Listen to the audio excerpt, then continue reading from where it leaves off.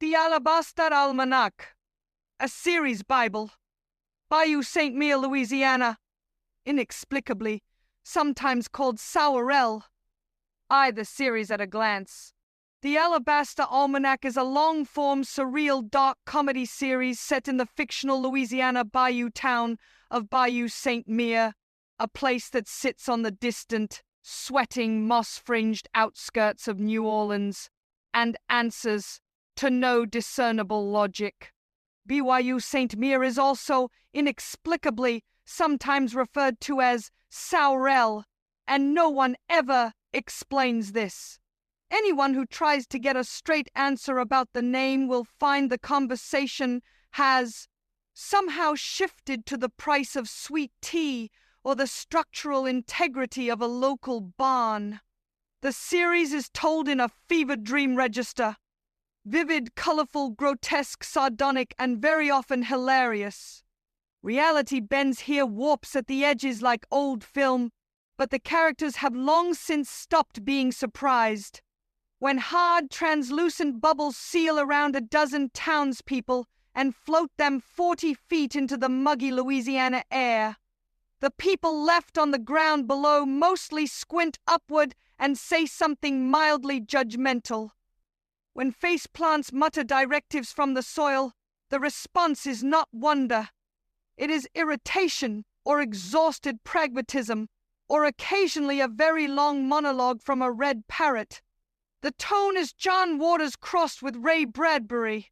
Camp, crass, deeply felt, and operating in the same sentence as something genuinely terrifying. Sardonic wit is the load-bearing wall of this house. Heartfelt moments are real, they just happen surrounded by slime, rosary beads, and the low hum of a dimension-hopping armless man. The chapters are long.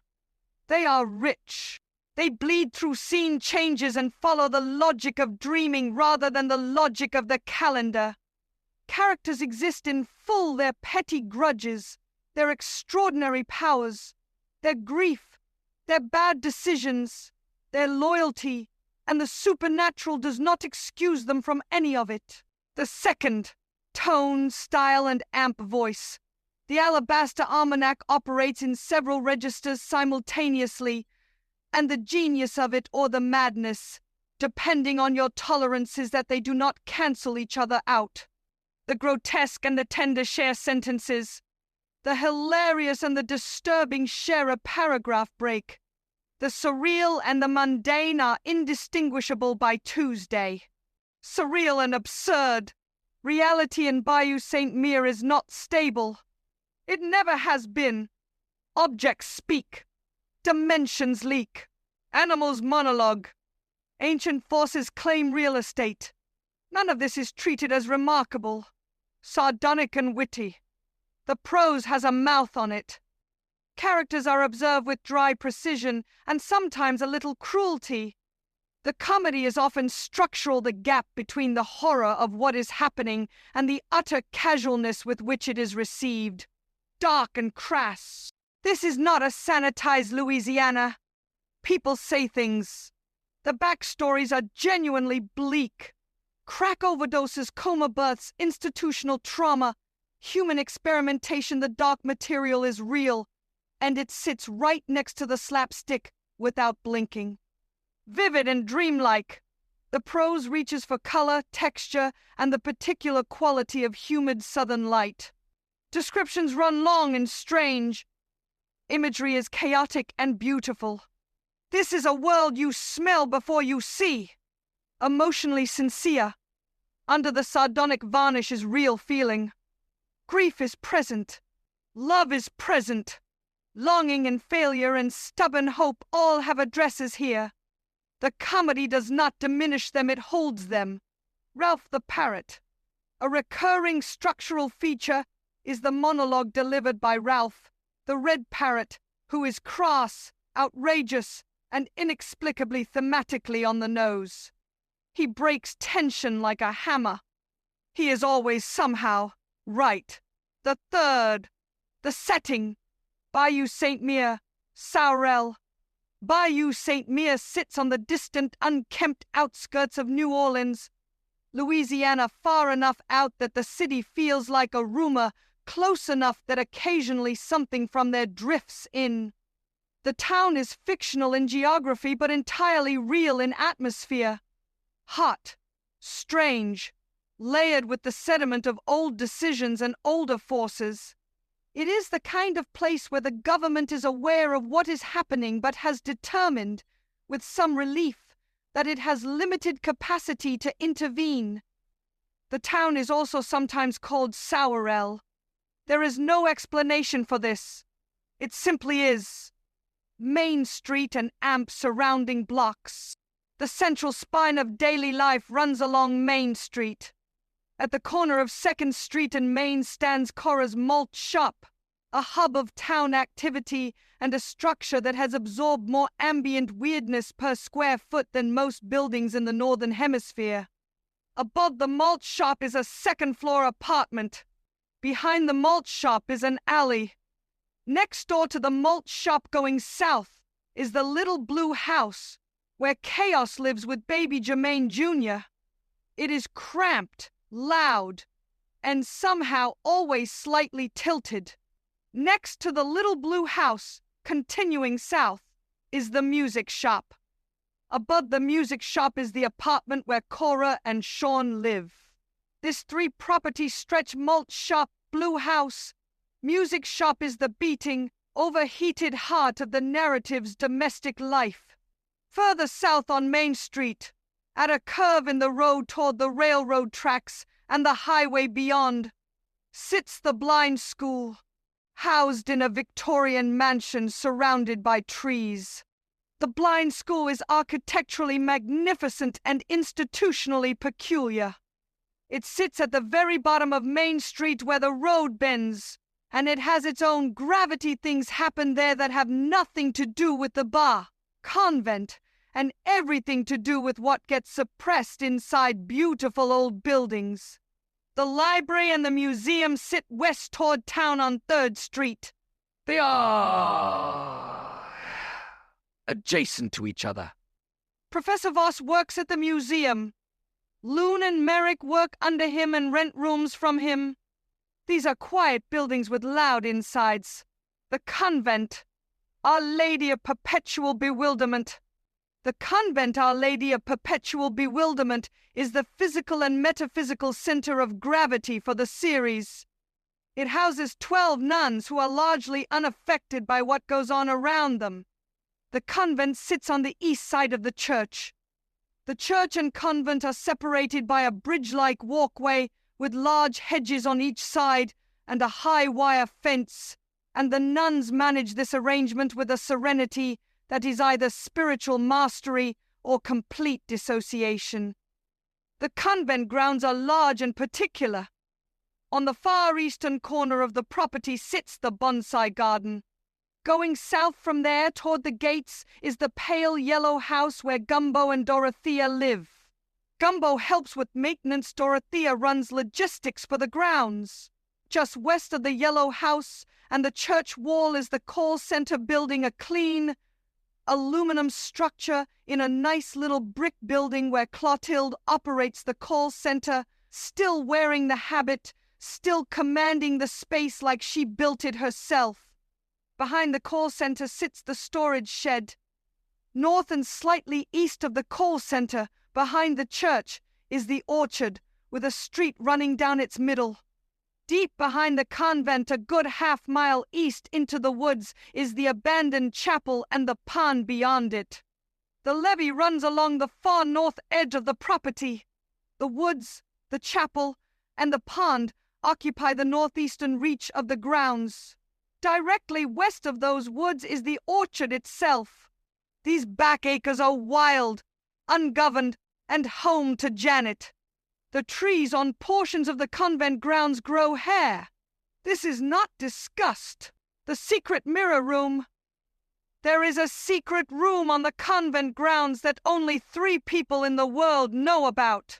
Dorothea, Gumbo, and Clotilde. What happens in the mirror room is not for public record.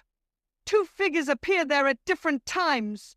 Concepcion, who died several years ago and appears with messages sometimes urgent, sometimes only sad, and Scott, who appears humming, floating, limbless, beatific, and slightly damp.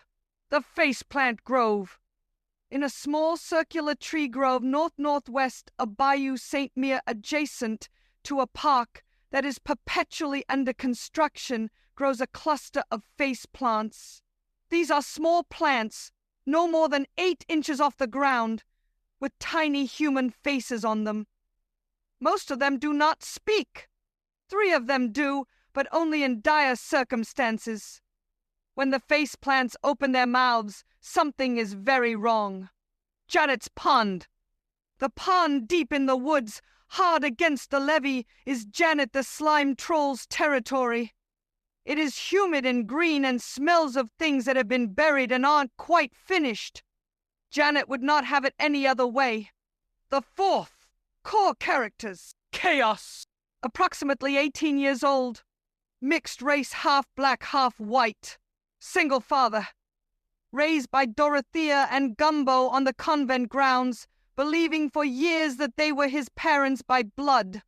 He has since found out the truth. He is Gumbo's biological son, born of a relationship between Gumbo and Cora. He has processed this largely and is okay with it. He is not entirely okay with it, but he is okay enough. Chaos lives in the little blue house next door to the malt shop with his infant son, baby Jermaine Jr. He possesses telekinetic abilities inherited from Gumbo, a power that has strengthened in him even as it fades in the old man. He is cocky, impulsive, courageous, loyal, and genuinely funny even when he doesn't mean to be. He is also growing into something, a custodian of something larger, and he resists this with considerable adolescent energy. He is not yet ready to be the protagonist the world needs, but the world isn't giving him a choice. His relationship to Cora functions more like a sibling bond than a parent-child one. His relationship to Dorothea and Gumbo is the real parental architecture of his life, complicated and warm and occasionally very loud. Baby Jermaine Jr., an infant, Chaos's son, named after Jermaine, who was Gumbo's grandson, and who died of a crack overdose 6 months before baby Jermaine was born, a naming decision that is either deeply loving, deeply mournful, or both at the same time, which is typically how things work in this family. Baby Jermaine Jr.'s mother, Halishin Tapa, died while in a coma. She delivered baby Jermaine before being disconnected from life support in Tacoma, Washington. This backstory is handled with the full dark comedy absurdity it deserves, because there is no other way to carry something like that.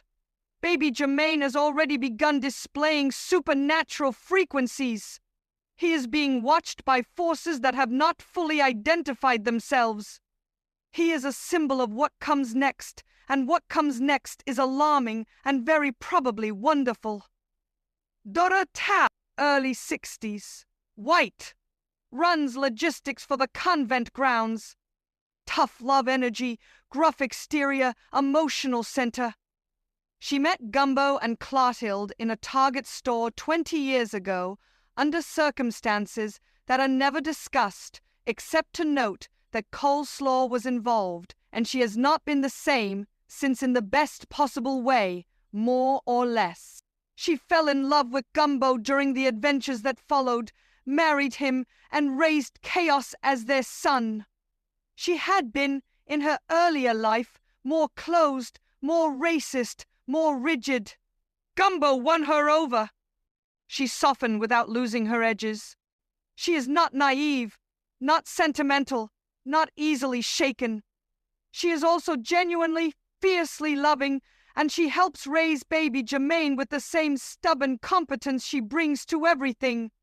Gumbo Dupree, 88 years old, African-American, Vietnam veteran, supernatural awareness, precognitive wrists. The compass needle hands that once were sharp have begun to slow with age, but they still twitch toward truth. He keeps a kidney stone companion in a leather pouch on the kitchen windowsill of the pale yellow house. The kidney stone occasionally speaks to him, and he occasionally speaks back, and neither of them seems to find this noteworthy. Gumbo is eccentric and insightful in equal measure. He sees patterns others miss, processes meaning in peripheral data, the angle of light, the behavior of birds, the particular silence before something changes. He balances humor with wisdom and wisdom with silence. He has lived a very long time and is not afraid of what he knows. His grandson Germain died of a crack overdose 6 months ago. He carries this. He named the baby Germain. He keeps pruning the bonsai garden. These are related activities. Clotilde, early 60s. Still wears the habit, though she is no longer an official nun like Dorothea. She left the formal life of the order, but unlike Dorothea, she never took the clothes off. She runs the call center out of the little brick building on the west side of the convent property. She is sharp, sarcastic, commanding, and has been growing into her authority for 20 years with something between reluctance and relish. She was part of the original Target trio. She is closer to Gumbo and Dorothea than to anyone else alive, with the exception of Youngblood, toward whom she has developed a deep, protective, complex bond. She experiences stigmata at irregular intervals and levitates involuntarily in moments of emotional extremity. She has learned to treat this as an inconvenience rather than a sign. Youngblood, 26 years old, Native American, calm, intuitive, observant, good under stress, works at the call center under Clotilde, rents a room in Clotilde's little house on the west side of town. He is psychically connected to the gate, an ancient, benevolent force whose custodianship the group has inherited, and this connection has been deepening in ways that are transforming him in ways he hasn't fully charted yet. He is practical. He notices things. He doesn't say much, but when he says something, it tends to matter. Cora. Chaos's biological mother, though the relationship functions far more like siblings than anything else. Cora is sweet, kind, naive in the ways that people who've survived terrible things sometimes allow themselves or remain naive. It costs them something to maintain that openness, and they do it anyway. She is also capable of toughness when the situation demands it.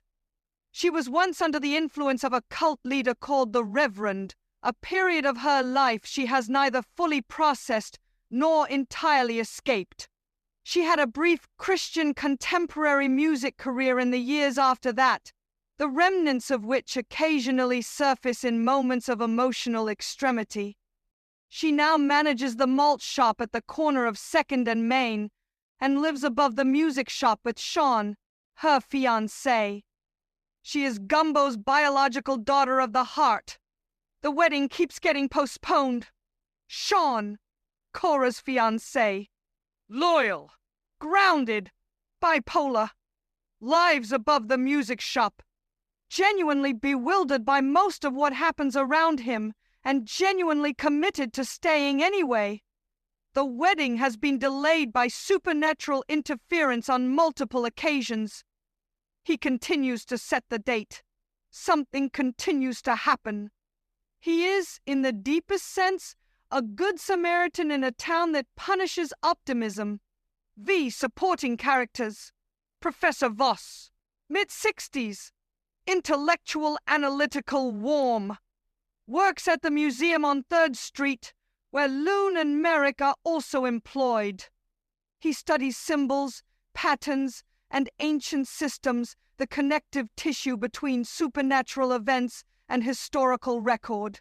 He is a good man. He is the gay character, though this does not need to be announced. He and Loon and Merrick have a genuine familial professional relationship. Lunimeric, Clotilde's niece and nephew.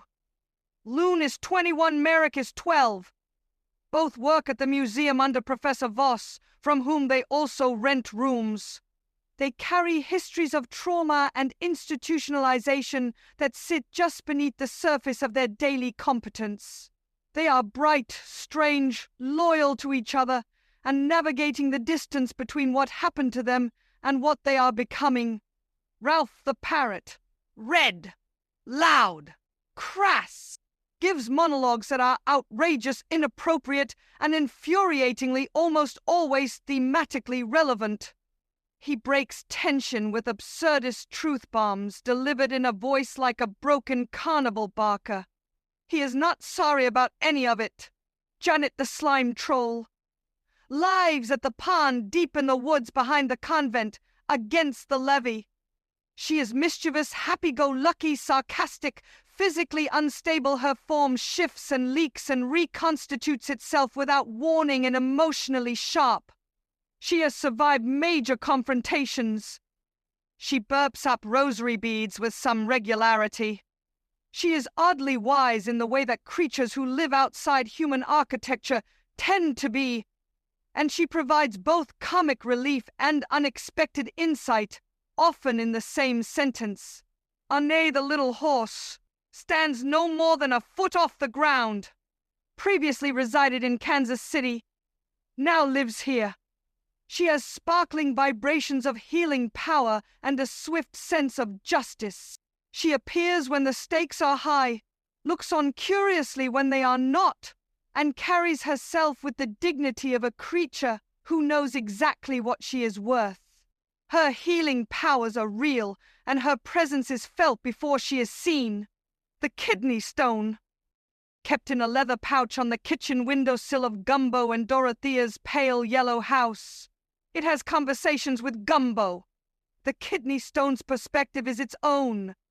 These exchanges are taken seriously. Mindy the talking branch. A talking branch. Mindy. She has opinions. King the snail. A small brown snail. He moves at his own pace. His full title is king. He earned it. The mirror room figures. Concepcion. Nicaraguan immigrant. Afro. Stonewashed jeans. Snakeskin boots. Butch and hard-edged on the outside, loving and sweet-hearted once you got through the anger. She had major anger issues. She died in Egypt during one of the group's earlier adventures. The details are known but not belabored. She appears now in the secret mirror room delivering messages. She looks over the group.